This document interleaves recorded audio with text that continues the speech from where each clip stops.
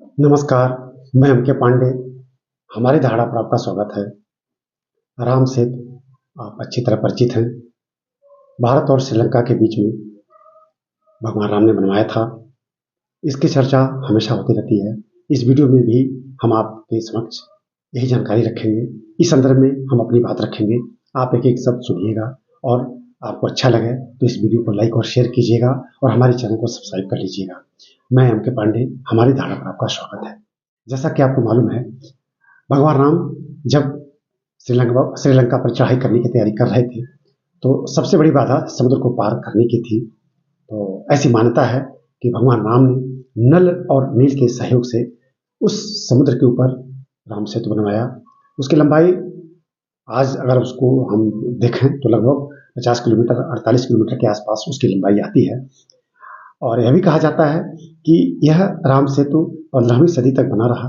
कोई चक्रवाती तूफान आया, फिर ये खंडित हो गया। तो ये तो मतलब वर्तमान की बात है।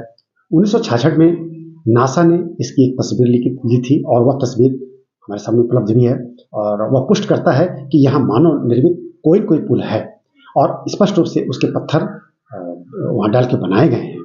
तो मानव निर्मित तो नासा ने भी सिद्ध कर दिया है, मानव निर्मित है तो भगवान राम ने ही बनवाया। दूसरा कोई और इसमें कारण मिलता नहीं है। इसके बनवाने के पीछे और कोई दूसरा प्रयोजन नहीं मिलता है। भगवान राम ने ही बनवाया होगा, यह भी सही है। और नासा ने यह भी सिद्ध किया है कि यहाँ से जो पत्थर मिले हैं लगभग 7000 वर्ष पुराने हैं। वो भी सिद्ध कर देते हैं कि रामायण काल आज से लगभग 7000 वर्ष पूर्व रहा होगा। तो सब कुछ ये कहानी यही बनती है कि भगवान राम ने ही वो राम सेतु बनवाया होगा और नल नील उसके मुख्य आर्किटेक्ट रहे होंगे कि कोई और, ये तो अलग बात है, लेकिन राम सेतु बना था। अब आज की डेट में अगर उसका नेचर परीक्षण किया जाए तो जैसा कि नासा की तस्वीर भी कहती है और जितने भी रिसर्च, जितने भी शोध होते हैं, चाहे वो जिस एंगल से शोध करें, उस सेतु से इनकार नहीं कर सकते हैं। अब सेतु आज खंडित है। अब यह भी कहा जाता है कि उस सेतु को भगवान राम ने स्वयं तोड़ दिया था, खंडित कर दिया था। ऐसी मान्यता मिलती है, ऐसी कहानी मिलती है कि भगवान राम जब अयोध्या आए और सिंहासन पर बैठे, फिर उनकी इच्छा हुई कि जितने भी पुत्र हमारे हैं, हमारे भाइयों के जो पुत्र हैं, सबका राजकाज देखा जाए, फिर एक बार श्रीलंका को भी देखा जाए। तो पुष्पक विमान से भगवान राम श्रीलंका गए, विभीषण के राज्य को देखा, विभीषण बड़े प्रसन्न हुए। फिर आते समय जब लौट रहे थे तो विभीषण ने कहा कि प्रभु इस पुल को आप तोड़ दीजिए। क्यों? क्योंकि भगवान राम ने ही शिकायत की थी कि राक्षस अभी भी जाके अंदर भारत में वो तबाही मचाते हैं। तो उन्होंने कहा कि यह पुल अगर तोड़ दिया जाए तो फिर यहाँ से जा नहीं पाएंगे राक्षस। तो भगवान राम ने उसको खंडित कर दिया। ये तो पौराणिक मानता है, लेकिन हकीकत यही है कि 15वीं सदी तक यह पुल बरकरार रहा। कोई चक्रवाती तूफान आया और ये खंडित हो गया।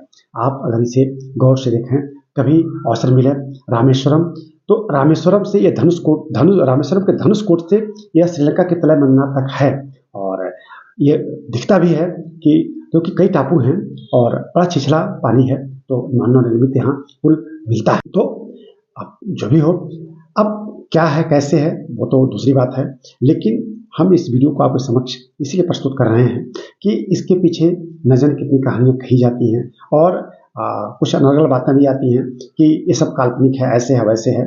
काल्पनिक कह देना अलग बात है और सत्य को स्वीकार करना अलग बात है। सत्य हमेशा सत्य रहता है। अगर भगवान राम की कहानी आज तक है, अयोध्या का राम मंदिर बना, भगवान राम से जुड़ी हर चीज़ें हमारे हृदय में हम सजो के रखते हैं और वो यथार्थ में आज भी हैं। तो इसे केवल पौराणिक कह देना और केवल ऐसे कि ऐसे काल्पनिक हैं, यह उचित नहीं लगता है। उसी क्रम में राम सेतु भी न तो काल्पनिक है और न ही मनगढ़ंत कोई इस तरह की कहानी, वरन ये सच्चाई है और पुल है और उस पर अनुसंधान होना चाहिए और अवश्य ही यह बहुत बड़े शोध का विषय है। तो हमने आपके समक्ष संक्षिप्त जानकारी अपनी रखी।